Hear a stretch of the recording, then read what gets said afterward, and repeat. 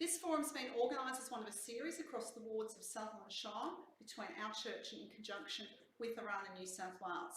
And one of the main people at the centre of this, I'm going to hand over to now Michael Bleasdale, the Community Engagement Officer here at Engadine United Church, who'll be the MC for the evening. Thank you. Thank you, Sue. I'd just like to acknowledge that Elizabeth O'Neill is here from Orana, New South Wales, and Elizabeth has been pivotal in the organisation of the 5 ward meetings that we've had. So this is the second of the ones that we've actually been able to hold, and we have Ward C taking place tomorrow at Stapleton Avenue in Sutherland, and Ward A on Thursday at Cronulla Central. We're scheduled tonight to go through to 8:45 p.m, so we'll be keeping speakers to time and ask for answers to questions to be kept concise to make sure all get the opportunity to have their questions asked and answered. So Ward D is tonight, and it's made up of the following localities: Engadine, Heathcote, parts of Kirrawee, Loftus, parts of Sutherland, Waterfall, Woronora Heights and Yarrawarrah. The estimated population for Ward D is 46,376 in 2020, a population density of 910 persons per square kilometre. So the council elections in December will enable the voting in of 3 councillors in this ward. All 3 serving councillors, Deirdre Steinwall, Carmelo Pesci and Greg McLean, are standing again for re-election. 10 candidates in total are seeking election for 3 seats from 3 groups: Independent, Liberal and Labour, with 4, 3 and 3 candidates respectively in those groups. And tonight we have all 10 candidates available to speak to us. And after we hear them speak, we'll have the opportunity to put our questions to them. Some of the questions that have been asked in advance speak to the concerns that people living locally have about issues relevant to the Sutherland Shire and beyond. And there is an expectation that even if some matters are not directly within the power of council to control, that we hear some concrete strategies about how council can promote the interests of residents to where those decisions are made. The format of the forum is straightforward. The leaders of each group will each be given 4 minutes to speak about their group's position, what they stand for, and what they hope to achieve in the Sutherland Shire. We will have time for a couple of questions immediately after each leader's presentation to clarify something they may have said. However, discussion about the relative merits of the positions can be discussed at the Q&A session later. The remaining candidates will be invited to speak for a further 2 minutes each about why they support their group's position, what motivated them to stand for council, and what benefits they believe they can bring to the Sutherland Shire through their representation. We'll then go into an extended question and answer session, asking candidates to respond to questions which have been sent to us beforehand, and also from the floor, and from those attending online. I invite the leaders of the 3 groups to make a 4-minute presentation on their electoral positions. And I did say in my notes here in agreed order, but we neglected to do that. So I'll leave it up to you who comes to speak first. I thought it was as per the ballot. As per the ballot. As per the ballot. As per the ballot. I'm up. So, I'm in. Not one to take a step back, Michael, eh? Not. Good evening. Thank you, first of all, to the Uniting Church for arranging this, and with Orana, thank you very much for the invitation. As the new kids on the block, we need some exposure, and we're here to shake things up. I'd like to introduce the team first, starting with Anne, my mother, sitting just here. I won't turn around because you won't hear me. On my back left is Tanya, my partner. She's our newest member to D Ward. Then there's Penny, my sister, a retired school principal. And just to give Mum some context, she may be retired, but she's not expired. And I have to thank my friend Kathleen from Loftus for that. So why are we here with this very varied background? And you can imagine we all have a very different take on life and a different view of how the Shire should be. But the one thing we have in common is our absolute love for this community and our desire to advocate for those who cannot. We are very different to our current councillors. You can tell from our t-shirts to start with and our polos. We've got no ambitions for higher office. I'm not standing here tonight thinking about my next job in political life. Not at all. I just want to represent you on council. We don't have any business interests in the Shire. I love local business. I shop locally, but I'm not propping up a business that I'm involved with, and I'm not involved in any developments. And we have no party that we serve. We are absolutely here putting people before politics, and that's why I was intrigued with what Sue was saying earlier. So what ignited this fire in my belly? And you can tell I've got a decent bit of passion about me. April 16, long time ago, Heathcote Services Club.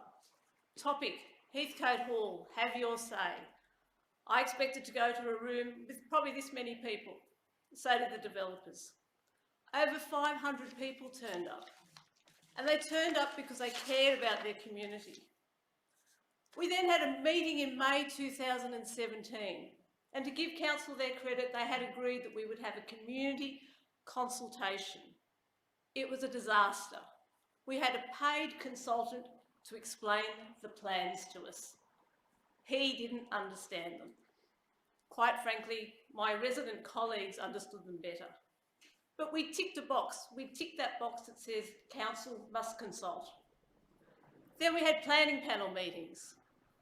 First meeting, the room was overflowing. The residents were turned away. It was a travesty. It was pouring rain. It was the middle of winter, and not everyone could attend that meeting. Subsequent planning meetings were held in the middle of the day, in the middle of the work day. So that obviously selects the demographic that can attend. Thankfully, I have a flexible work life, so I could attend. But one was just before Christmas. So by this stage, I'm pretty frustrated and full of rage. I felt that this process did not give us adequate community advocacy, and that's why we're here. I think we just said we've got 1 minute to go. Okay. So what I want to talk about quickly now is development. We've all got something we're interested in when it comes to development. This new council can do and work on a new LEP, the Local Environment Plan. Let's get this right. Let's get a definition of what amenity is, and let's stick to it. Let's get car parking fixed. Let's get some affordable rental targets put in it, and let's have them used properly, not as a developer loophole. And let's look at the trees. The trees are my passion. We all love them or we hate them. We're in a house surrounded by trees. Believe me, they cause grief. And yes, we've had branches come through the house when I was a child. But we need to look after them, and we need to think sensibly. And I know council is looking at a consultation, yet again, on the trees. But the feedback I've seen so far says, we love trees, we love this area, we need it to stay leafy, but we absolutely need some community engagement on this. So I'll leave you with these thoughts. People really should come before politics. And when it comes time for you to vote, I want you to have your say. And I want you to vote Group A, the Passmore Independents. Thank you.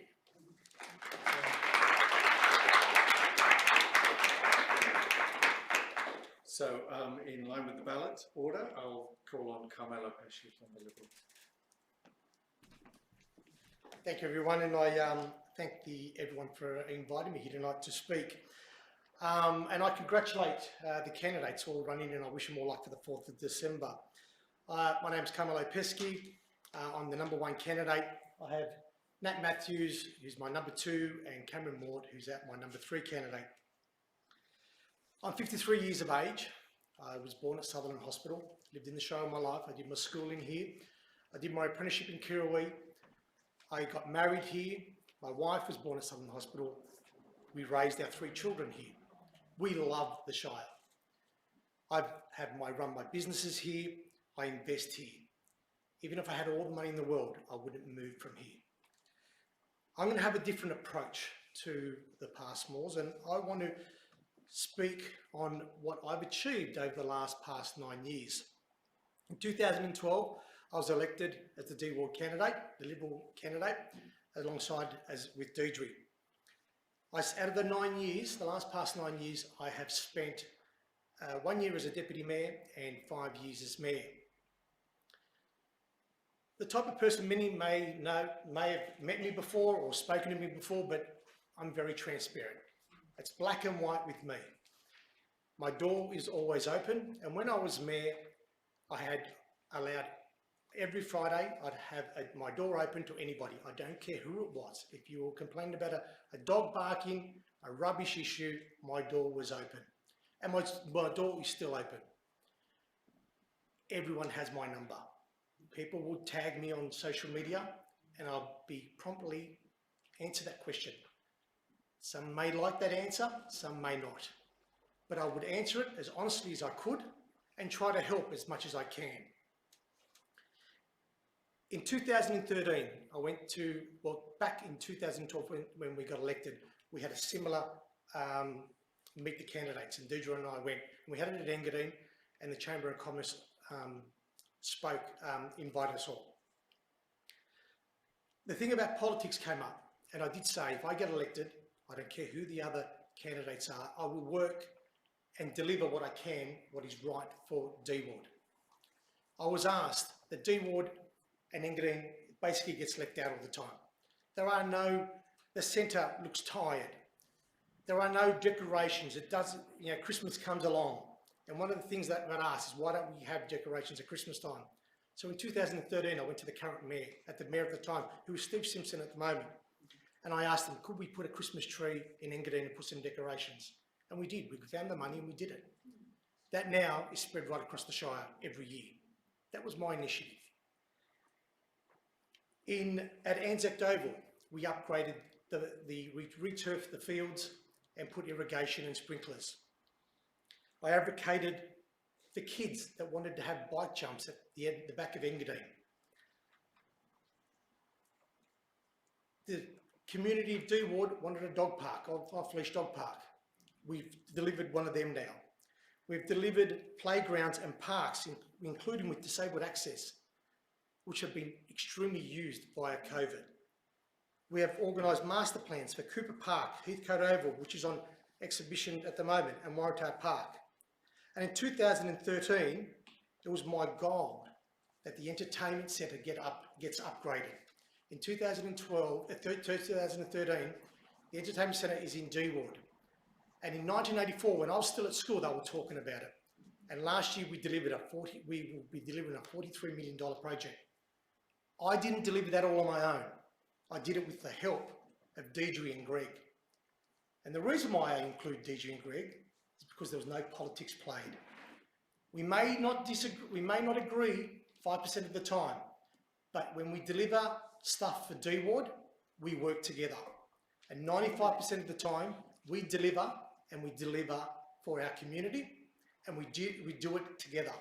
It's not about me, it's about what's right for D Ward, and I will still continue to work, whoever is elected, to deliver the right thing for D Ward. Thank you.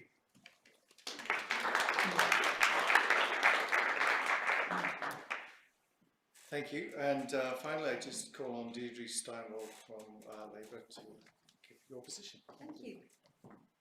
Good evening, everyone. And I just wanted to thank Orana and Uniting Church for inviting me. I think it's a wonderful occasion that we can all get together.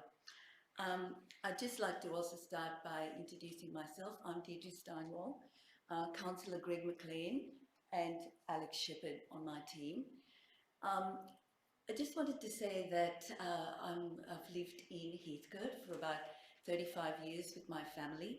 So this is my local area. So I live in the area of D Ward, and I also work in the area. I've been a high school teacher, a long-standing high school teacher, and I've worked in Engadine in high school for over 20 years as well. So I live and work in the area. And I say that because I think it's important to live in your area, and I think community matters. I was first elected with Carmelo in 2012, and as Carmelo said, we've tried to focus our minds on D Ward and what D Ward can achieve. And I always think in that old saying, I think some American senator said, all politics is local.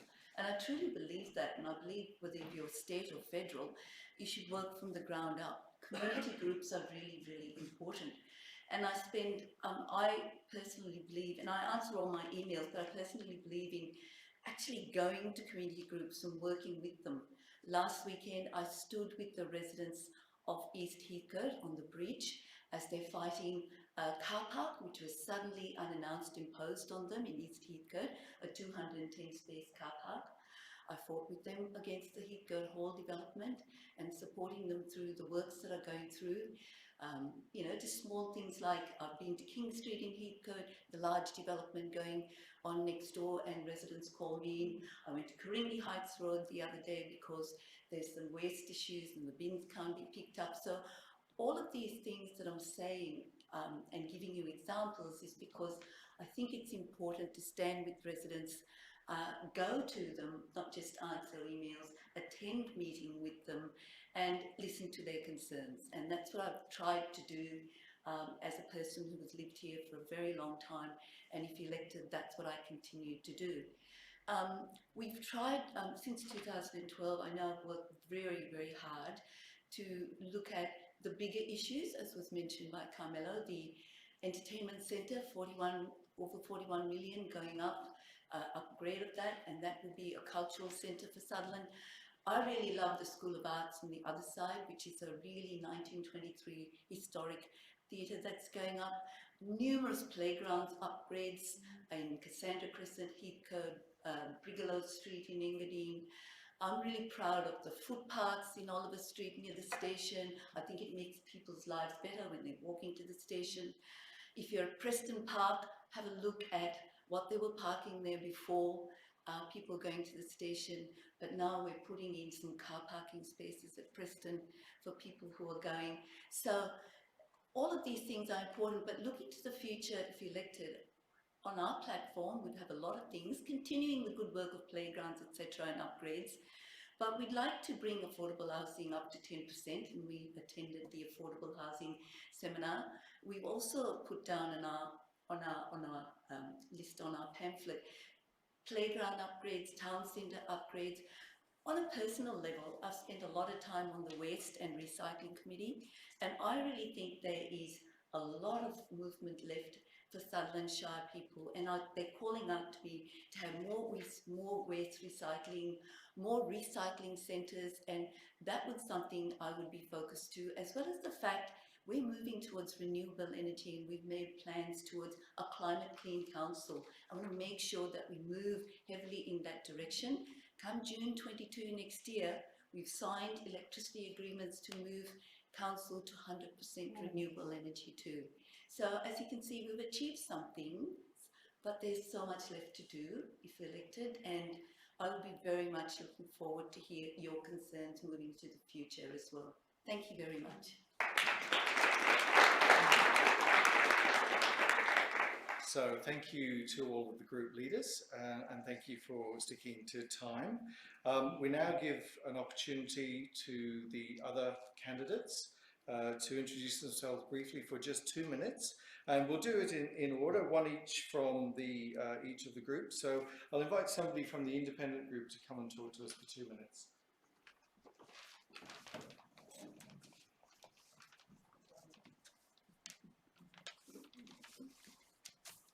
Good evening.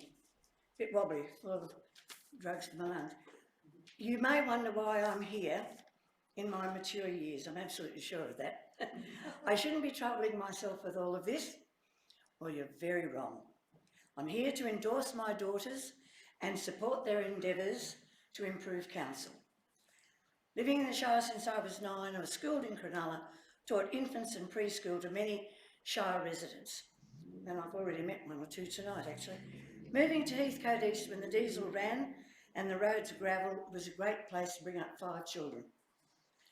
It was bush, it was peace, it was haven, and in Heathcote, it's been a haven to our family ever since. I understand that things change, but let's make it for the better. As a senior, I hear from my neighbours and friends at Probus Church, St Vincent's, at John Paul Village, that we all value the ability to safely move around. Safe roads with 50 limits imposed, good pedestrian crossings, easy accessible parking close to where our needs are, regular street cleaning and footpaths that are graded for wheelies. We seem to be losing parking in particular. I do have a passion for young people. I have a large family and I support them in every way I can, and Penny will speak more about that. I also note the master plan for Cooper Street. The good news is we'll keep this place. The bad news is that activist transport are losing their home and I don't know where they're going. I still drive, but I use activists for social outings or if I have medical appointments outside of the Shire. I'm concerned for the plans that Council has announced for Cooper Street without a home for activists. The Passmore Independents will represent you. You have your say. We are listening. No agenda or party alliances. We are just normal residents like you. I've always told my family if you have a concern, have a go. There's no such thing as failure. It's not about the past, ladies and gentlemen. On the 4th of December, it's about moving forward and what we can do in the next few years. Thank you all for coming.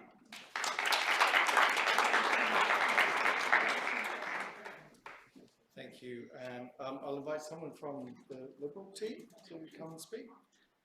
Nat. Good evening. My name's Natalie Matthews and I'm a little bit new to this, so please bear with me, but I appreciate the opportunity to speak tonight. Community consultation is so important, and if I'm elected to council, that's exactly what we'll do. Our Liberal team, guided by the experience of Carmelo, as we heard tonight, all of his achievements in the last 9 years, I think that we can achieve a lot. As a Shire-born resident, I think that I can definitely commit myself to making this community a better place. I know what's so important to all of us here tonight is that we love the Shire and we want to keep it the best place in years to come. It's a huge privilege to be able to be selected to run for council, and I think that as a small business owner, it's super important that we support our small businesses in the Shire and we get together and back them. What I stand for in particular is making sure that our parks are better. I have lots of friends with children and I want to make sure that they're enjoying the best life that they can live. I was at the park recently and the Flying Fox, it's a huge attraction, and that's what we want to keep building. Safe, happy environments for future families to come.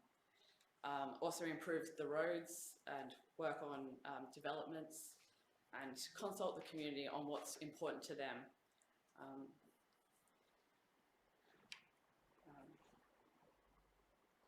Yeah, I think our Shire team, backed with Carmelo's experience, we have a really good vision, and together we're going to put forward and make the Shire a better place for all of us, which is why we're here tonight. So thank you again, and thank you for the opportunity to speak tonight, Michael. Thank you, Natalie. Somebody from the... Greg? Thank you. Hi, my name is Greg McLean, and I must apologise. I'm a relatively newcomer to the Sutherland Shire. I've only lived here since 1993, so my apologies. We have, during that time, however, my wife and I raised 2 lovely daughters, and I continue to live just off Warrawana in Abboin Place down here at Engadine. One of the things, just before I start to go through some questions some points we've been asked to respond to, I'd like to say that one of the things that impressed me most when we came here was my wife joining the locals mothers clubs and making connections, and at the same time, not long after that, when the kids started to play soccer and get involved in things, joining the local sports clubs and soccer clubs, and so much a great way to get to know people in the community, and those sorts of organisations are absolutely critical. Why am I supporting the group's position? It's because we've done a fair amount of work, and we've got a lot more work to go. We've got a great deal more work to go, but that also needs to be balanced and include community consultation. We need to build community engagement and be stronger. We've done some really good work in community engagement, but there is more to do. We also need more local resources like parks. Oh, wow, I better be really quick. Infrastructure services.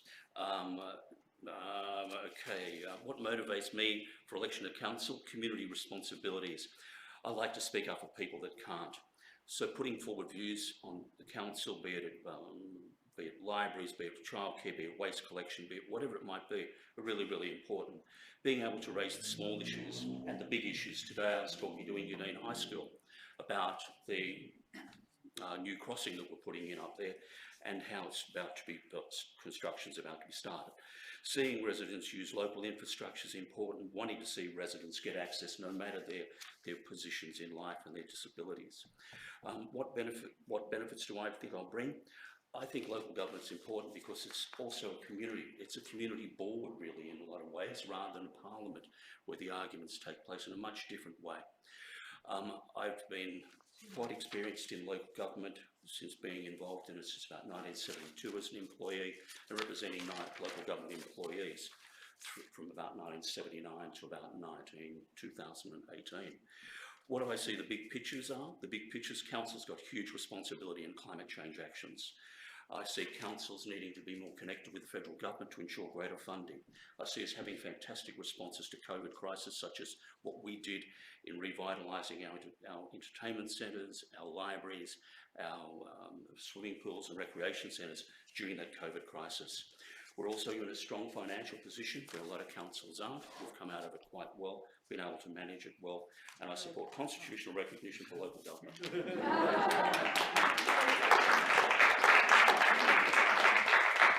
Appreciate that, thank you. So I'll come back to the last one too again.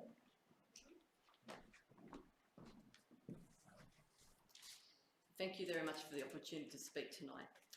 I'm the new person on the block here because I've only been a resident of Sutherland Shire for 6 years.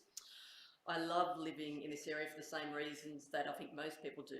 It's the lifestyle, the beautiful trees and the birds, especially the kookaburras, although they do sometimes wake me up a bit early.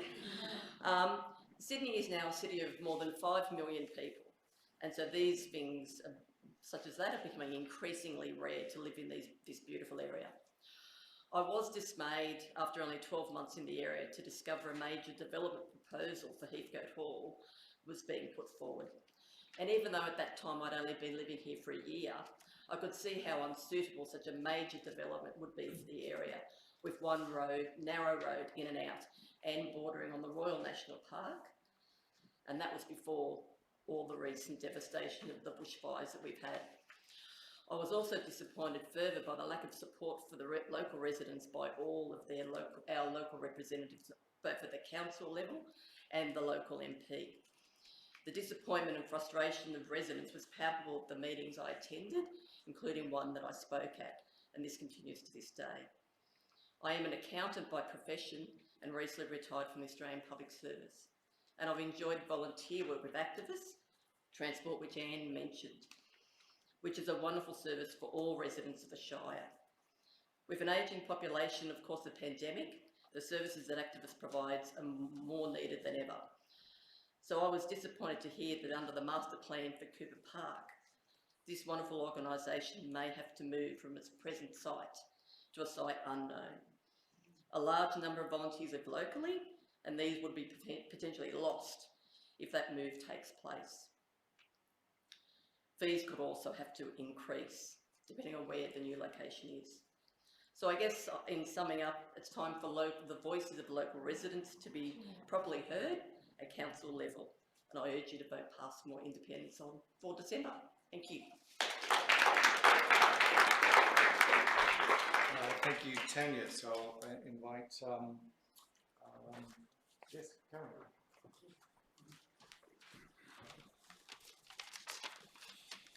Well, hi everyone, my name is Cameron Mort and I'm a qualified tradesperson who was born, was raised, educated and now work in the Sutherland Shire. And I'd be honoured to be selected to represent D Ward, as I would like to see the Sutherland Shire as the ideal place to grow up and live for our current and future generations, just like how it was for myself. Our local government should not be a burden on residents' lives, and it is important that the community see responsible financial management, good development and no shortage of green space in the local area. I believe our team, the Shire Liberals, can make this happen by protecting our enviable lifestyle through strong control and responsible management of council budget so that facilities can be upgraded and they can be also maintained. We need to focus on council's primary care and responsibilities so facilities and our environment are presentable, clean and usable. Assisting local business and families we are serious about, through keeping jobs and small business local, through reducing regulatory costs to promote employment. I look forward to tonight's forum.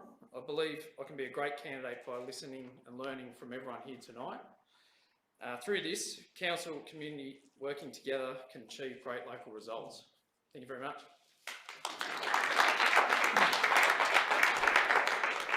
Thank you, Cameron. I'd now like to invite Alexander Shepherd from the Labour Party.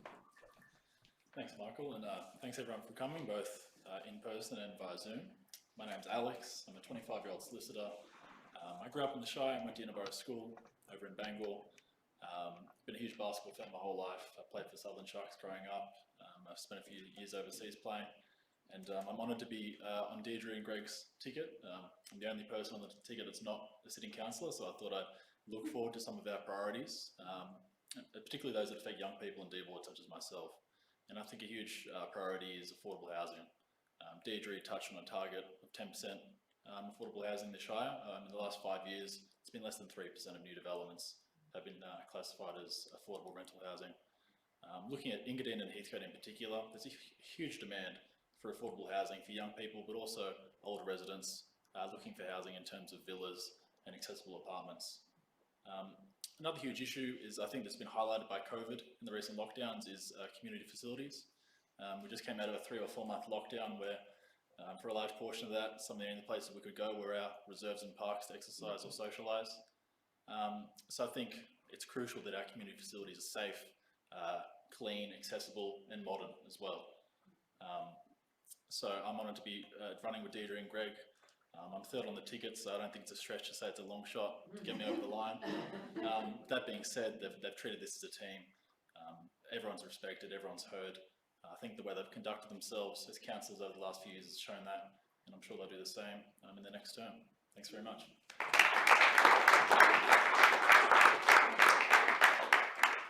Thank you. Stand up. Thank you, Alex.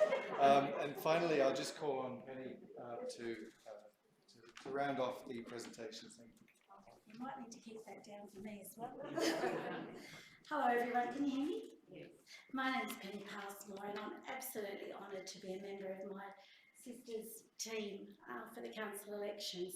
My background is that for 41 years, a primary school teacher, principal in 3 local schools, also middle school head in a high school, part-time university lecturer, mother of 6, and a very, very passionate community volunteer for youth in crisis, and in the past also crisis care for centre care. So I think you could probably glean from my introduction, I have a passion for the most important asset for the future of the Shire, the children and the youth. And I think it's been touched on previously, but during COVID it brought to light that while COVID taught us a lot about being together and the importance of family, it also taught us that there were limits for things that some of our kids could do. You know, it was around that time that the kids started to build their ad hoc jumps in the bush, and some locals were grumpy and some said let them have them. And it made me think, well, why aren't we building proper facilities for our kids? Why aren't we having these things here for the kids to enjoy? I also thought prior to COVID about the difficulty of our teenagers to get out of our area, the inadequacies of the train timetables from here to Sutherland, and the worries as a parent we have waiting for children that have an hour to wait for a train to come home or to get back, as opposed to the Cronulla line that appears to have much better traffic and transport. I believe that not only the Passmores will be advocates for you, we will listen to you, and the very one thing I want our council to do, it consults, yes, but we need to see in its decisions the results of the consultation and the results that they have listened to the residents. Thanks for listening.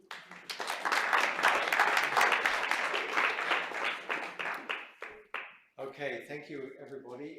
We've now met the candidates, but that's not the end of the session. We're now going into a question and answer session, and we've got 50 minutes to ask questions. I did get about 10 questions in advance from people on the registration, so I want to make sure I get through those, and I'll be throwing to Sue as well for people online. But of course, the opportunity of you being here present tonight, we've got a microphone there for people to step up as well. So let me ask the first couple of questions, and then if people have other questions they want to ask, then please come up and I'll try and make sure we get through all the questions that people have before we finish off tonight. So I'll ask these questions and then I'll invite one member from each of the groups to respond to this question. And normally I would be able to face you, so please forgive me for asking in this way. The first question that I have to ask is, what do you think Council's role is in supporting community-based organisations, especially those involving local volunteers? Do you think it's the responsibility of community organisations who rent buildings owned by Sutherland Council to contribute to their maintenance? Yes, I said one from each group, so Dominic. I think I'm in. To be honest, let's get my glasses so I reread this. That'll be so much easier. Take my mask. 20 seconds, 30 seconds? 2 minutes. We'll try and keep it as concise as possible. 1 minute, definitely 1 minute. It won't even take me that long to say 1 minute. This is obviously coming from someone who is experiencing this issue, and they're obviously using a community facility and they're having to pay rent and they're contributing to the maintenance. Now, I'm coming from a place of ignorance here, and I'll be honest, I don't understand that. That just, to me, council here is to provide services, and that includes community facilities and community venues. I understand we need to pay the bills and keep the lights on, but this council, believe it or not, is in very good financial shape, and I think it's giving services to the community that are important. So quite frankly, I don't understand why they're being asked to pay for the maintenance. That just does not make any sense to me. Thank you. Sorry, we want to go in order? No, there's no order. I think There's no order. I think what the resident and where this resident's coming from is council is in the process of looking at, we have 165 community halls, facilities, and some of them are in great shape, some of them are in not very good shape, and we have numerous community groups there. So I think the Local Government Act of 1993 says that community halls and facilities and people who rent these facilities need to have a lease. At the moment, out of those 165 buildings that we have and halls where people have community groups in them, about half of those halls or community groups have leases. So out of 165, only half of them have leases. So council needs to actually look at the lease system. They all need to be on leases. So what happened, I think it's starting a couple of years ago, council staff sent out a survey to all the community groups and asked them to tick, like, you know, what do you do? Who does the maintenance on the buildings? Who fixes up things when the kitchen is broken, etc. And then followed that up by a series of meetings where all community groups were invited to council to see if we could come up with a policy that would help all of the community groups. Now that in fact is quite difficult. It's very difficult to come up with a policy for leasing community groups on behalf of you as residents, 165 community halls, where you've got bigger groups who are very good at raising money and running their sporting organisations and run their buildings well. And then you've got smaller scout groups, and you have beekeeper groups and men's sheds groups, and the policy, to come up with a policy for all of them was very difficult. So where are we at this stage? At this stage, and I know lots of community groups have written to me, and we've been collecting their submissions. At this stage, nothing has been decided about who pays for what, and I think that's where the question comes from. Do they pay rates, what the lease agreements are? At this stage, all the community groups have asked to put in their submissions, and I think they've been sifting through, and there's so many of them. And in the new year, coming up, the new council term will be briefed on all the submissions, they will be briefed on the policy, there will be a report coming to council, and we will find a way in which we can help and support all the community groups, no matter how small or big they are. So at this stage, nothing's been made any decision hasn't been made about community organisation. So I just wanted to say that's where we are in the process, and it's an ongoing process. From my perspective, on a personal point of view, having talked to council staff, I said it is very difficult to find a one-size-fits-all policy. It is very, very difficult, and we're going to have to find a way to meet the needs of all the community groups. Thank you, Deirdre. Carmela, do you have anything to add to that? Yeah. Thank you, everyone. And I just want to echo everything that Deidre just said, but I just want to add a couple of things. Without volunteers, we can't do what, we can't have these different facilities. The problem we have is a lot of these buildings, 156 buildings, are purpose used for certain sports or activities. And I'll touch on sports. We're the only council in New South Wales that doesn't charge user pay for our fields. To give you an example, there's over the bridge, they get charged $300 an hour to use a field. We don't charge that.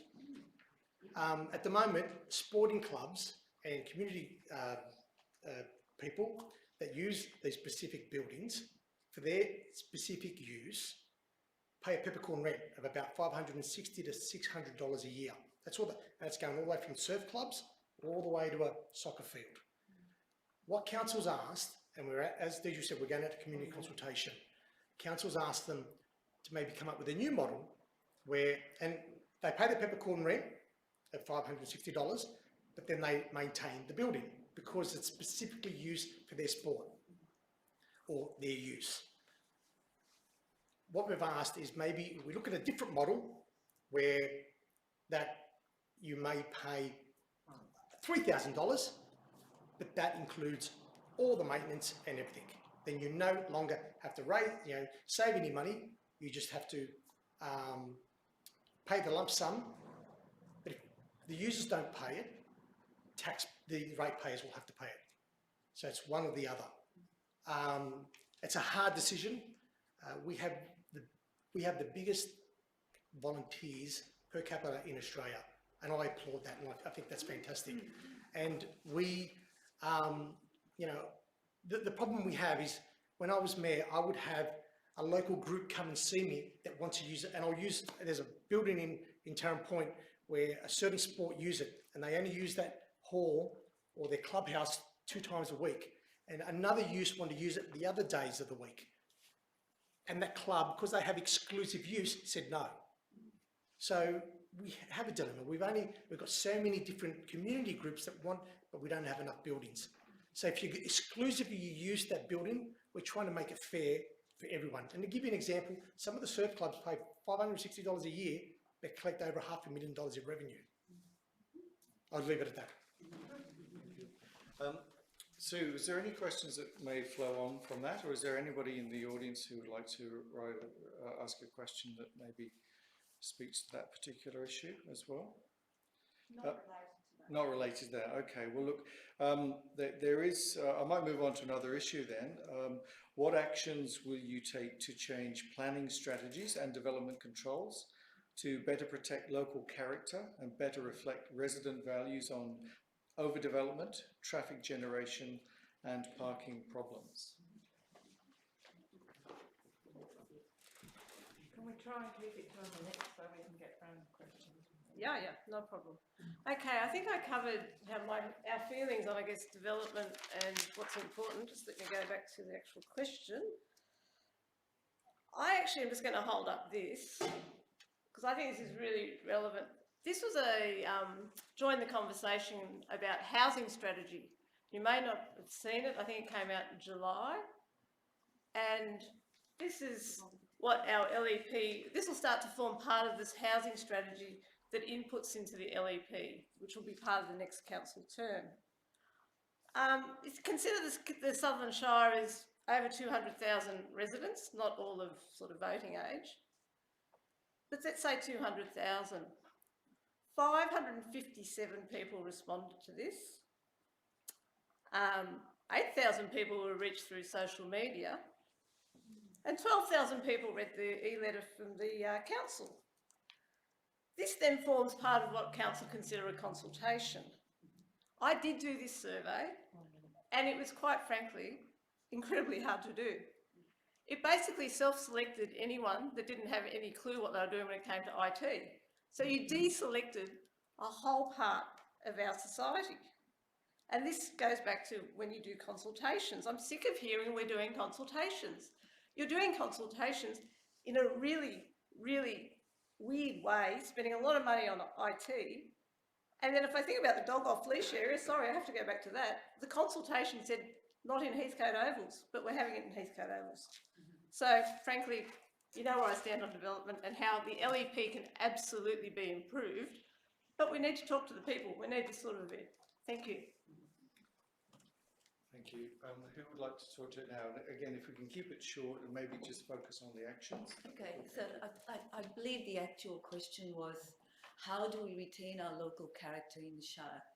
You know, how does Camden Council retain their local character? How does Liverpool Council retain their local character? And it's very difficult.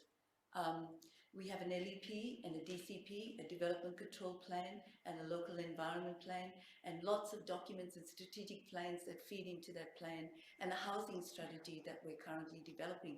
But can I say, and I don't know how many times I've got up in council and asked this question about retaining local character, it is very difficult because, and something that I fight all the time on council, is because it's become very prescriptive. The state government prescribes how many houses per area. It prescribes what zonings and what can be happened in each zoning. So it makes it very difficult. In other words, one of the reports from council staff actually said, we're getting cookie cutter, you know, little developments. So what makes it very difficult is that the ticker box system that we're allowed to have, you know, everything is permissible, it's non-compliant, private certifiers tick off on it rather than coming to council. Councillors have no say in development applications. That power was taken from councillors in 2017. So there's a lot of imposition on local governments from the state government on what should be in each area. And the ticker box system makes it very difficult to retain local character, and something I feel that we need to fight really strongly for, but it's very difficult because everything is now set down as a template of what you need to follow. Thank you. I'll just touch on the LEP. So in 2012, this council, the last council was put into place to put up an LEP. It doesn't matter if it's a Liberal state government or a Labor state government, we're going to do an LEP. It has been for many, many years, and it will continue for many, many years. It doesn't matter what level of government comes in, whoever controls the government. This council, per capita again, managed to get the lowest numbers per capita across New South Wales. Every council in New South Wales has to do an LEP. If we turn around and say to the state government that we are not going to do your LEP, they will take it off us and they will do it and put it wherever they want to. So it's very, very important that we deliver a proper LEP. In 2012, we were meant to have an LEP within 6 months. Ours got gazetted in 2015. And the reason for that was because it got challenged and we went to community. The community consultation was meant to be for 28 days. We went for 140 days. We went out 3 times. So we gave a fair chance to the community to come back and give us their feedback. But as I said, we negotiated the lowest numbers per capita across New South Wales here in the Shire. It was very important that we put density around transport hubs and train stations. And that's what we did. Within 700 square metres, a circle around the transport hub, and that's where you put density. We don't have density at the back of Heathcote or Engadine or Sylvania Waters. It's all surrounded around transport hubs. And I remember back in 2012, the council staff recommended to put density all the way back to Cooper Park. And myself and Deidre and the other independent that was there at the time, we actually stopped that. So, and we kept it within the town centre of Engadine.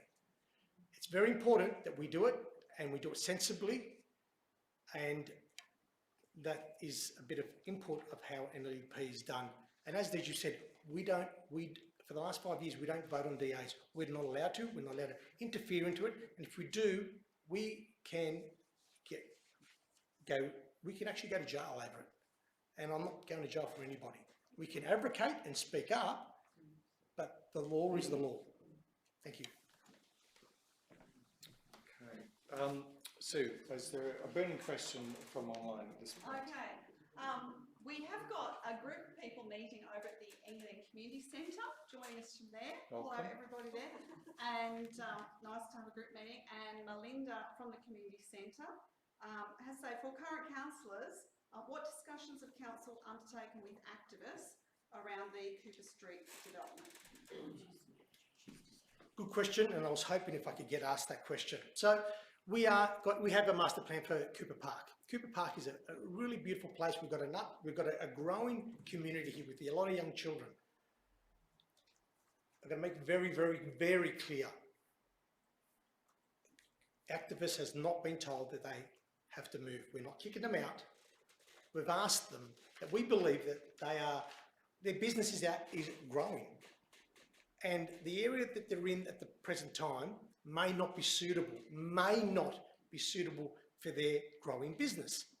So we've said to them, let's look for a better suitable spot so then they can grow and service the whole Shire. They don't just service Engadine and Deanwood, they service the whole Shire. But they're out in Engadine.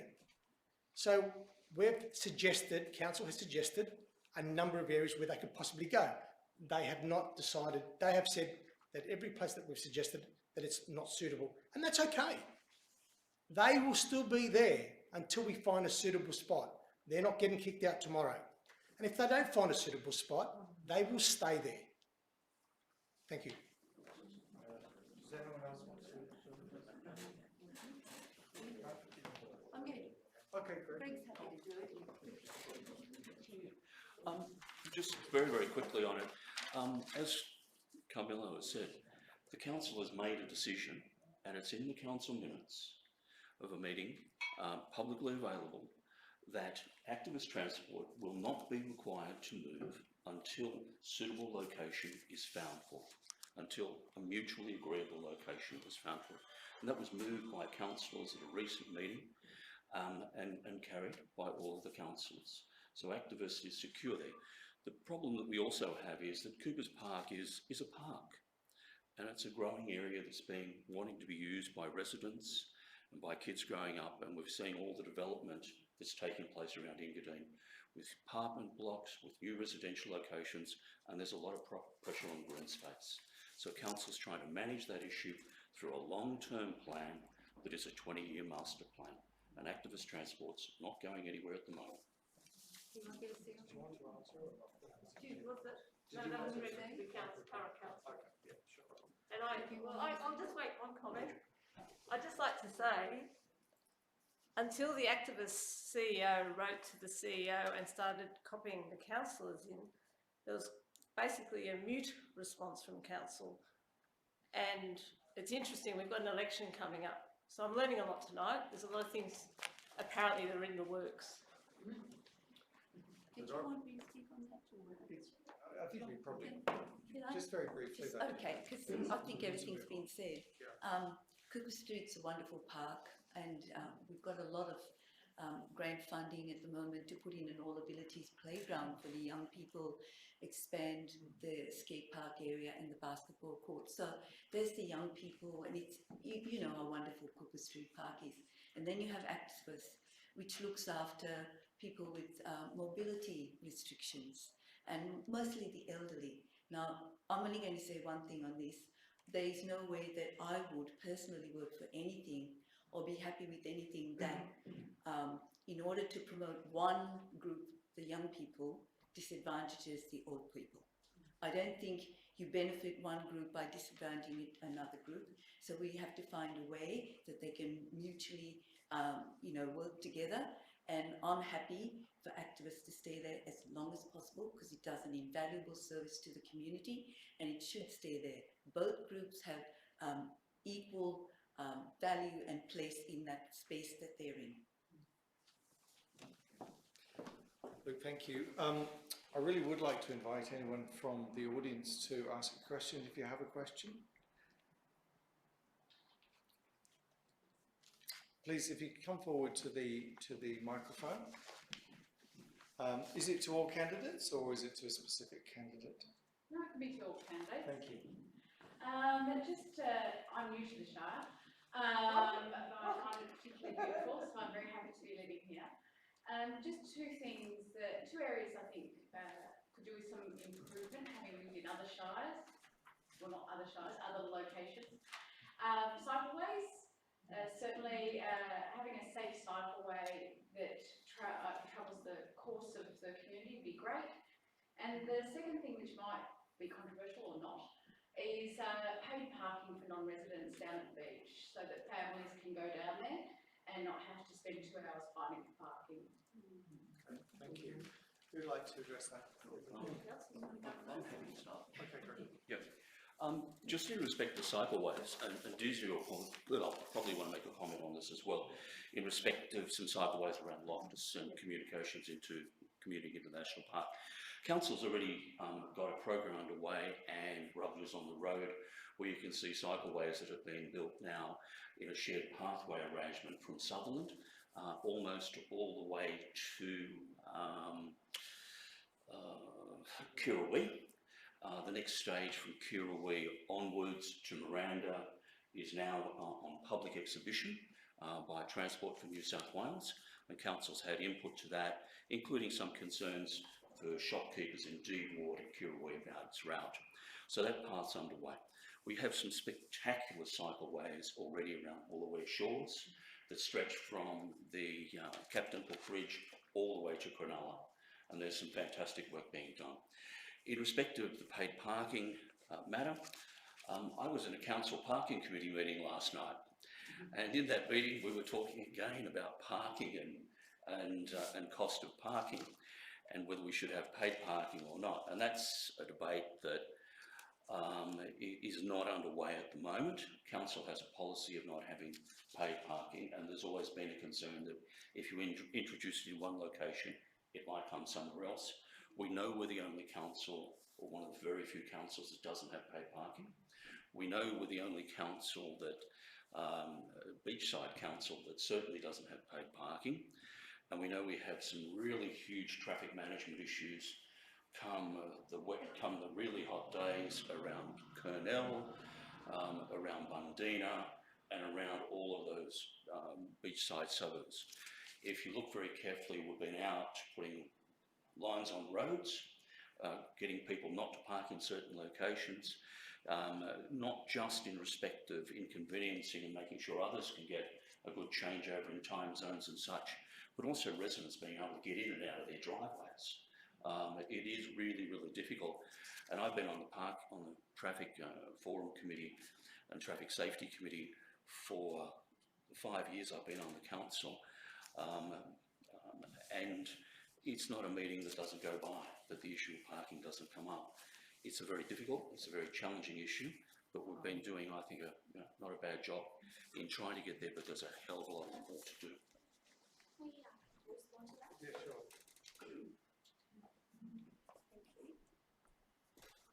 And welcome, where's that lovely lady? Welcome to the Shire.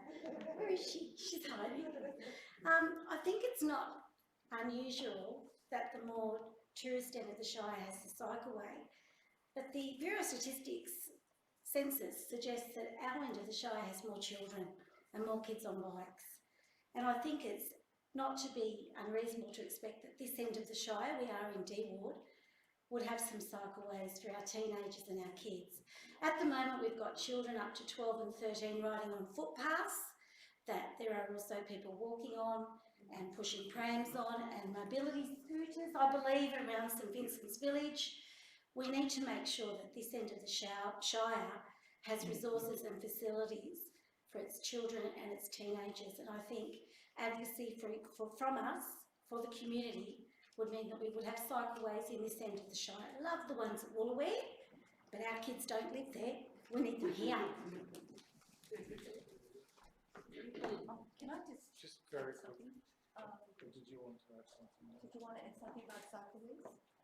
We do have one cycleway from Loftus as well, so there are cycleways in this area. I just wanted to say the only problem with the cycleway at the moment is going from, Loftus and it's going towards the next stage, we'll take it to Cronulla, is the safety issues. And the only other problem with the Cronulla is we don't have paid parking, unlike other councils. And the enormous problems at Cronulla, and we've tried to alleviate it, so you'll see actually we put in 3-hour parking so that when the cars come into Cronulla, some of the main streets in Cronulla will be 3-hour parking soon, so there's a bit of turnover, so people don't stay there for the whole day, and that might alleviate something. So we don't have parking, but the cycleways are extending the Shire, going through the Shire at the moment. So can I ask a question? Is that paid parking for 3-hour for everyone? It's not paid parking. No, it's a 3-hour for everyone. No, we've selected the main streets of Cronulla for that. Sorry, I didn't make that clear. So some of the main streets in Cronulla that people go to the beach will be a bit more turnover in that. Okay. Okay, so they can't park there for like the entire day. There's more cars coming in, there's nowhere to park. So we need to move on. We have several questions that I want to get to later, which are more environmental focused. But there's one here that someone else, I promise I didn't ask this question, but it's very keen on my list, which is what are you going to do when you're on council to keep up with aged care reforms that impact on our ageing population and the role of council to support these people? So the age form reform is actually a state government program, but what council's role is that we need to deliver that message. So, and that's what we do. We deliver that message to the community. We have one of the biggest ageing populations in Sydney, here in the, out of Sydney, here in the Shire. And council does provide a number of activities and information days for seniors. We go through one part of the year, we go through 2 weeks every day. We'll have something on for a senior, being information night, we'll have activities, we have the seniors concert. So basically the ageing reform is a state government issue, but we will take that information and provide it out to the community to make sure that they get the maximum benefit of what they should be getting.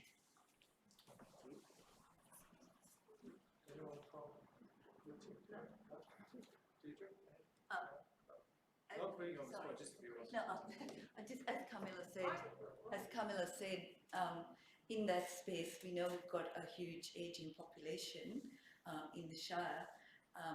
If you look at the Moran one in Engadine, when the town centre in Engadine came through, that space, council worked with state government to get that space, and the federal government, the number of beds is the provision of the federal government. So it was a tricky actually negotiating part to actually get council what it wanted, and got the theaterette in the town centre there, but the number of beds, that's issued by the federal government. So we had to work with 3 levels of government to get that. But as Carmela said, we've got a lot of concerts and free movies happening and Christmas things that we, instead of having the elderly come out to the community centres, we're actually going into 14 different aged care facilities. We're doing concerts.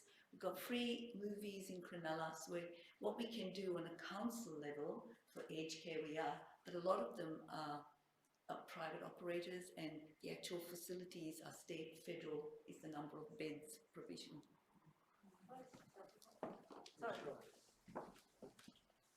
Just particularly on accessibility, I actually was looking at the website today, and again, as an aged or senior person, I prefer that word, senior person, I had to go online and request a lot of this information. So I'm not sure that's really the best way of getting information to this community. Having said that, I'm speaking to Mum quietly there, and she appreciates the concerts and she enjoys all that lovely stuff. She just wants parking. She actually wants accessible parking. And let me give you this statistic. 8% of drivers have accessible parking stickers. I think in the Shire it's probably 28%, but anyway, 8% have it. This is an NRMA statistic out last week. But we only have 2% of parking devoted to accessible parking. Now you could say, well, yes, we meet the minimum requirement. Come on, we can do better. We're a local council. Let's change that requirement locally and get some accessible parking so our older senior population can access all these great things that Deirdre was just talking about, Cronulla, with the free movies. Let's get on with it. Thank you. So I'll throw to the floor again. Would you like to ask a question, sir? Is it to all candidates? Sorry, I'll be right. Yeah, look, we're going to have to put up with development because the state government's constantly overruling the council. So we're having to put up with these duplexes with 4 bedrooms in each side of the duplex and 1 parking space in narrow little streets that were never ever designed. But as a ratepayer, I'm really concerned with all this development going on. There's an ongoing massive liability on us ratepayers for the infrastructure that's being destroyed by these developers with their massive big trucks. The fact that instead of using under-road boring to go across roads, which is pretty common technology nowadays, they dig a trench across the road, off they go to spend their money, buy their Ferraris and whatever, and we then are stuck with the potholes. You've only got to look out here at the pedestrian crossings within 100 metres of these premises, down in Anzac Avenue, the road running up past the police station that was resurfaced a relatively short number of years ago. Go and have a look at it now and see what we as ratepayers are having to put up with. What can you guys do about it?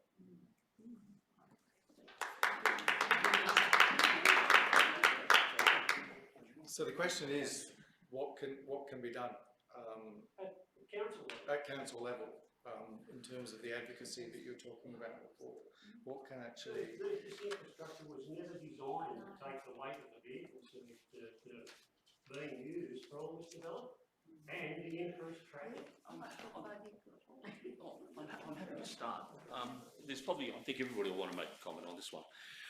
Yes, you're very right. One of the problems is that the roads that we built, or the council built, and the ones that we locally control, were not made for that sort of road traffic. So the big developers come in under approval of the state government to build X, Y and Z, and they bring trucks in that are much, much larger than what's normally required, and we see the damage that's done to the road. There's a couple of streets around here, I think it's Lantana, I think it's Lantana, that every time I drive up and down, I see Sydney Water repairs it because they've got some waterboard and lines underneath it. You get a big storm and then all of a sudden it's covered with dirt and rubbish and muck. It's because it's actually seeping back through. Council's been trying to do a few things on this. One, new road surfacing that we've tried up the road here just near Cooper's Park, which is an environmentally safe, sustainable one, which includes plastics, glass and everything else in the road surfacing. So that's a good match there. The restrictions that we put on developers are often just around areas where we say this is where you've got to drive your trucks in and this is where you've got to drive your trucks out. We try and minimise the inconvenience to ratepayers, and we try at the same time as that to minimise the impact on roads and obviously cost recover wherever we can from that. But it's almost a case that you're continually chasing your tail. And I don't know what the real answer is for local government being able to say, no, look, this is how we're going to fix it. One of the things that I have been able to do, however, is that, and again in respect of Heathcote Hall, we've ensured that the plan that goes for traffic management there won't just be decided by the officers of council and go through the normal rigmarole. It's going to come to the traffic committee, and that will give us an opportunity for public exhibition of that particular plan and input from the community. So there are some things we can do tinkering around the edges, but it is a huge problem. Sorry, I'm a bit of a pest, but I'm going to be the new kid on the block again. I think this is pretty simple. We get a lot of deference to state government. It's the state government's fault. It's the state government's fault. They're making us do this. It's a little bit like saying your baby sister made you do it. It's not good enough. I'm sorry. Who are we protecting here? Let's get verbal about this. Let's get loud about it. Let's get cranky about it. We as people vote for the state government and we also elect our councillors. We have a chance now to get some advocacy back on council. And frankly, I don't have an issue taking on the state government. I am not afraid of the state government. I think some people behind me are, for other reasons. I'm not going to accept that we cannot change this. And I'm going to give you one example about something completely different. council amalgamations. Who knows how many people live in the Hunters Hill area, the council area? 12,000. Which council should have been amalgamated over all the other councils that were amalgamated? Hunters Hill. Guess what? It never happened. And guess why it didn't happen? Because the people and the council advocated and they worked hard and they fought. So let's take that model to all this development. Let's fix road. Look, let's just not let them start these developments. We can make a difference. I'm sorry, these guys are sounding tired and they're sounding a bit defeated.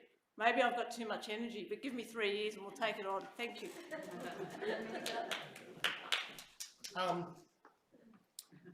Going back to your question, was that what we've put into place now is, as Greg said, Greg sits on the traffic committee, and whenever a new development comes in place, they, instead of the truck drivers driving anywhere they wanted to, it has to come back to the traffic committee, and the traffic committee will set a certain route.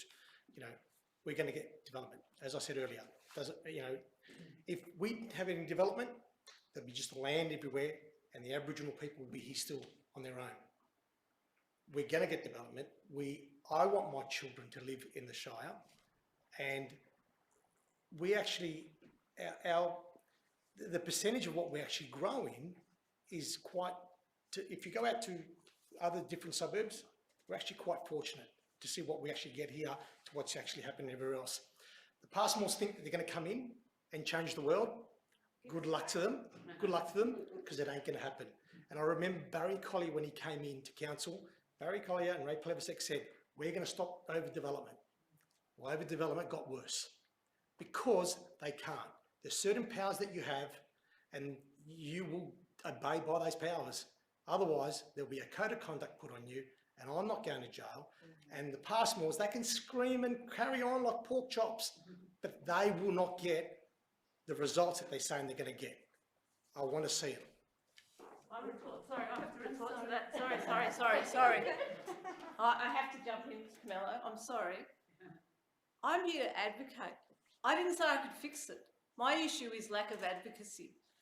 And we elect the state government. So I don't know what protection racket's being run here, but we have a say in both levels of government.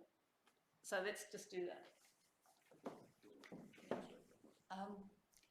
I think we'll come back to your question, and if we took just Heathcote Hall, it is difficult to hold that developer that's going in now into East Heathcote every day. Tons of soil has to come in and out on that one bridge, and it's going to be difficult. And I know, I don't know how much money and time you want to put into it, but there is council staff keeping an eye on it. Sometimes, the truck might be, the development consent is, this thick on what the developer can do. A truck can come in at 6 o'clock, but they'll barge in at 5 o'clock, and then you get a complaint, and then staff would follow on as compliance. So they are keeping an eye on it. And I would ask you as residents, if you feel something is not right, write to one of us and we will act on your behalf. Sometimes if we don't know, we can't act on your behalf. So sending the letter, say there's potholes, and I'll deal with it, and I'll go through council and see if we can fix it. Or the truck is, a huge truck has just made a hole, it's destroyed the road, send it in and we will, fight on your behalf for you. So it really is up also to you to let us know if there's anything we can do to help along the way. And as for being tired and not advocating, I can tell you that on council, we advocate quite a lot. A lot of times we do as much as we can to advocate on behalf of residents. We write to the state government, we write to the federal government, we write to our ministers, we advocate. Let me give you a couple of examples. I've advocated, and I know it's not strictly council, but it's in our council area, that there be koala crossings on the Heathcote Road. There have been so many koalas killed on that bridge on the Heathcote Road. I don't know how many notices of motion I've advocated to write to our local state minister for improvements to that bridge on Heathcote Road. I've put in notices of motion for mining underneath the Woronora Dam, and that's not strictly a state government issue. I'm advocating this council meeting on Monday that bridge over Sutherland Station, which we'd all agree is atrocious, was built in the 1920s and is still there. It's a narrow bridge that be replaced and widened, and that's coming up. So I can't tell you how many times we've advocated and over Heathcote Road, mining, so many times we write to the state and federal government, and to be honest, we don't get much response. So it's not from lack of energy. We're constantly trying, putting in notices of motions and writing to our state and federal members for things that in our local area that might not be local, but it is in our local area, like Heathcote Road. Thank you.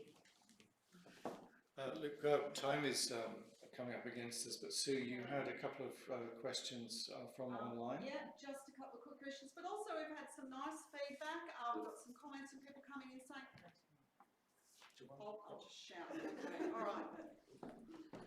We've got some people enjoying this and saying it's better than Q&A on television, and that the speakers are more informed. So take a bow, everybody there, and yes, some affirmations of what's going on. So it's really good that people are enjoying it. A couple of questions which I think should be able to be answered quickly. Okay, one is for the Passmore team. Have you been a member of a political party, and if so, how recently? And I think in our Shire and quite a few, that's always a relevant question for all independents. And for the councillors, what is IHAP? But I don't actually know what that is. They might. No, it's IHAP. Yes, I'm sure that's a plant from one of my ex-colleagues. I've definitely been a member of a party, and quite frankly, I was a bit disenchanted with the party process. But really, for local government, I think parties should not be involved. I lament the days, well, I go back to the days when council was a mix of independents and community people. We now have a mini-state government. We have Liberal and Labor and Steve Simpson, who's moving on. So I genuinely believe local government should be for the people and not driven by party agendas. And that's where I'm coming from strongly. Sorry, which party was it? Which party? Well, you wouldn't know, but the Labor Party. Thank you. Can I also respond? You weren't a communist, were you? No, I've not actually been a member of any political party, but I've actually been a teacher representative for the New South Wales Teachers Federation, advocating for beginning teachers to get permanency in rural areas. Thank you. Who wants to talk about the IHAP? Who wants to tell us what it is?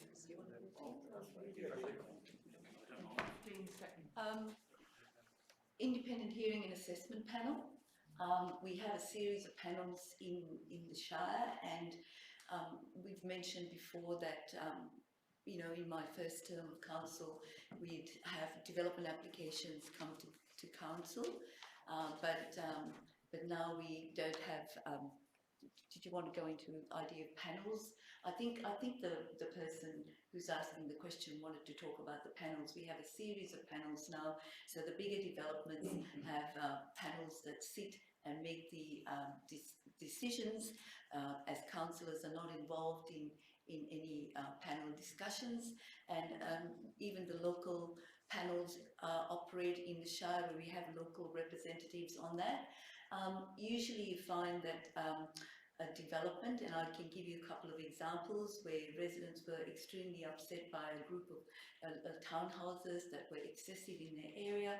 They were put in so many submissions. I think it was way over 10 or 20 submissions, and because of the submissions it went to a panel, and as soon as you put in a submission you are invited to speak at the panel and put forward your point of view. So somebody else might like to expand on that, but basically the development you see in our area, small ones and big ones, are determined by council staff, and a lot of them now are going to panels. Now, you know, you might say that's a good thing, but then of course you need to see who's on the panels, and you can't vote your panels in and out like you can us. That's just one thing I wanted to say. So panels are making a lot of the decisions in the area. I'll just quickly touch on it very, very briefly. We, as Deidre said, we have two panels, the local panel and the Southern Sydney Southern panel. Council staff give a recommendation. The panel can decide what they decide. So sometimes they overturn council staff's decision. And I'll give you one good example. We have a representative, the Southern Sydney Planning Panel has a council representative as a councillor. I sat in one for very, very briefly to fill in, and we went and had a look at the gallery, the one that's just up beyond the, near the Engadine. Council staff refused it. The panel refused it. They went to land environment and it got overturned. All right, look, we're really up against it now in terms of time. We haven't even touched on the environment. So I'm going to ask a fairly large environmental question, and this is really for one person from each of the groups to answer, if you can. And then what I'll do is I'll maybe, after we've gone through that question, I'll outline some of the other questions that we haven't got to tonight, and then when we finish off, you're welcome maybe to maybe talk to your candidates about some of those other questions.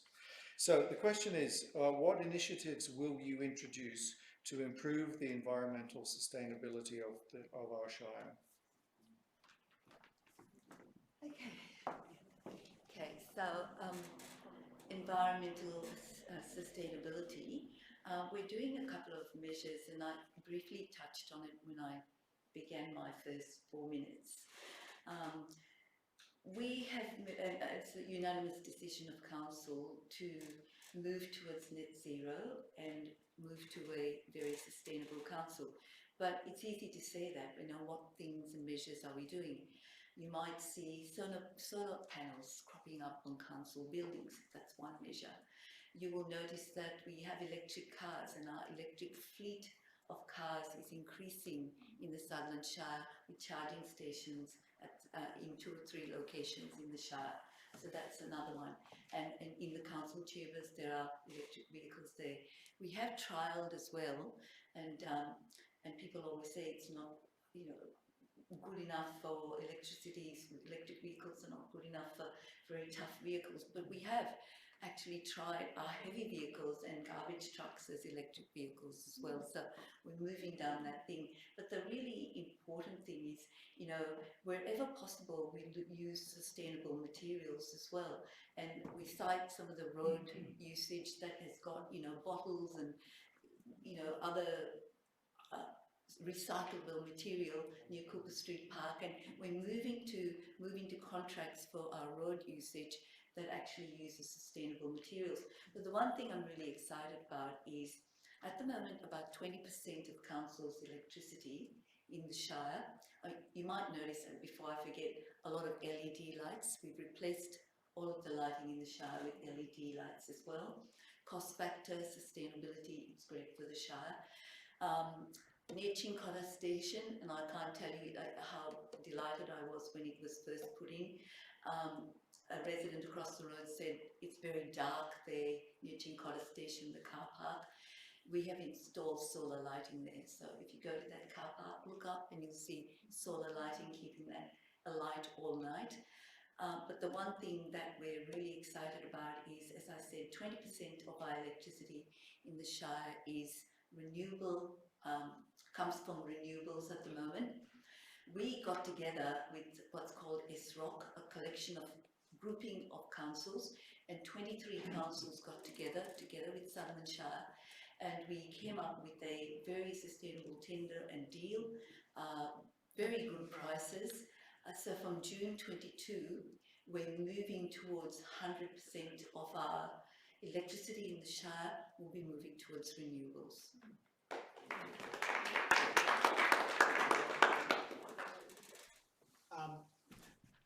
I pretty much, Deidre took everything out of what I had to say. I had all these things to say, and she just took everything back out of it. And, but I just want to touch about the environment as well. We also host the river keeping committee where Peter Skaysbrook, current councillor over there, sits on, and Tom Croucher, we look after the Georges River. We've got one for the Port Hacking. So we make sure that the river and the Hacking is clean, and making sure that our beaches are clean. As we said, we're going into electric vehicles, electric trucks, the solar panels for that car park that Deidre mentioned. That was something that Deidre and I both, we actually didn't both know that we were looking at it. I was looking at it on my end. I had someone come in and see me. I actually got suppliers to come in, and Deidre, on the other hand, had gone to the offices and asked for the same thing. So we both, did it without even knowing that we were doing it. So, yeah, thank you. Is this? Yeah, that's all right. I just wanted to hear. I need to hear what we were doing because I knew a few of those things, but wasn't completely aware. I actually want to know what happened to the electric garbage trucks. Yep, I can remember. No, just quickly, because I was told from someone here that they were useless and that we're not getting them. Yeah, so we trialled a number of them, but the weight of the once the garbage was in it, the battery didn't last long enough. Okay, so that's more of a yeah, we can get there. Yes, we can. And Okay, that's good. Doesn't mean it's abandoned. It's not abandoned. We're just waiting for more technology. That's what I want to know because I'd really like them. The only thing I'd actually like to add to that is environmental initiatives. I know we've had a bit of tree planting. We've seen a bit of that around here. I'm very happy about that. I'd be happier if we just stopped taking out large trees already. So let's try and look after what we've already got, please. And also look after the trees we're planting. I'm sorry, but they're dying. And I'm not sure, there could be a good way, someone like me who loves trees, if the council said, would you like a tree on your nature strip and would you like to look after it? I would say yes, so give me one. You could ask someone else and they'll say no. So don't plant a tree outside their house because they're not going to look after it. So I'm a bit distressed about we've planted all these trees but they're really not thriving as they should. And the only other thing I would like to add is we need to look at greening the Shire a little bit more. We're getting too many hard surfaces and too much cement. And my sister just quickly says to me, trees, trees. Barden Ridge, when that whole development was done, I think every tree was wiped out. So we need to go back to basics, try and hang on to what we've got before we start trying to replace them with new tiny trees. Thank you very much. Look, we are over time, but you had your hand up there. Is it a quick question? Is it on the same topic or a comment? Just have the question and not the answer. Yeah, just have the question. Yeah, okay, we'll just do the question and then we'll take it on notice. Okay, yeah, I just wanted to say, I know in council it's important to get consensus and we have to come together as a community. But I guess I came here tonight wanting to know what Labor stands for, what Liberal stands for, what the Independents stand for. And I'm actually hearing the Liberal and the Labor are just reinforcing council does this, council does this, council does this. What is Labor going to do? What are the Liberals going to push? Who should I vote for? And that's, I'm not hearing much And so I just wanted to make that comment. I want to hear what you guys stand for. Okay. Look, thank you, and we'll take that up afterwards. I think that's a good point to end on. Just to remind you that we are having 2 more ward events, and I think some of the questions we can get to answer today we'll put to some of our councillors in the other wards as well, given that the questions are Shire-wide and not necessarily ward-specific. So we'll continue to do that, and everyone who's here tonight is welcome also to log on to the events or turn up in person at the events tomorrow and on Thursday. So just a couple of the other things we didn't touch on was about out of school hour services, the local responsibilities of local government to continue delivering early childhood education. And there were some other questions, a very specific question about composting bins. Why can't we make them available to reduce the amount of organic waste? So those are things that we're going to have to allow our candidates to take on notice. We will be offering you some very light refreshments outside in terms of some juice and a slice. If you do feel inclined, please ask our candidates. But I would like you just to thank the candidates for being here tonight and for answering.